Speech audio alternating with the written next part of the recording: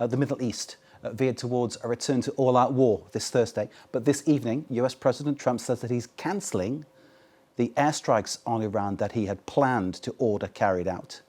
He says he's done this after highest-level talks and a possible deal pending. Well, earlier, Trump threatened to hit Iran very hard tonight. They were his words. Talk of a shaky ceasefire then seems misplaced in a context that's seen US strikes on Iran for a second day, and then the Iranian retaliation against US allies in the region, including Jordan and the Gulf states. Iran's declared the Strait of Hormuz completely closed. This waterway, which is vital to world oil markets, is the subject of double-edged discourse, with each side maintaining their own take on the situation. Basically, both the US and Iran claim they're calling the shots there. Now, since Trump announced the cancellation of the strikes, Iran's Fars news agency reports that Tehran has not yet agreed a text of a memo of understanding with the United States. Monte takes up the story. In footage released by U.S. Central Command, a U.S. warship launches Tomahawk cruise missiles at targets in Iran.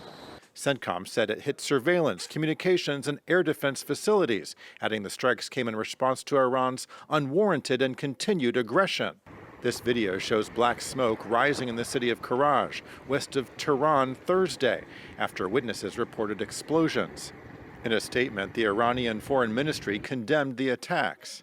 The United States' illegal and criminal attacks in recent hours are not only a blatant violation of the Charter of the United Nations, but have also effectively rendered meaningless the ceasefire of April 8, 2026.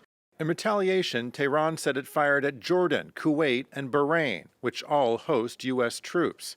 Footage released by Bahrain TV showed burnt-out cars and damaged residential buildings. The Interior Ministry said it was a result of falling shrapnel after the interception of Iranian drones.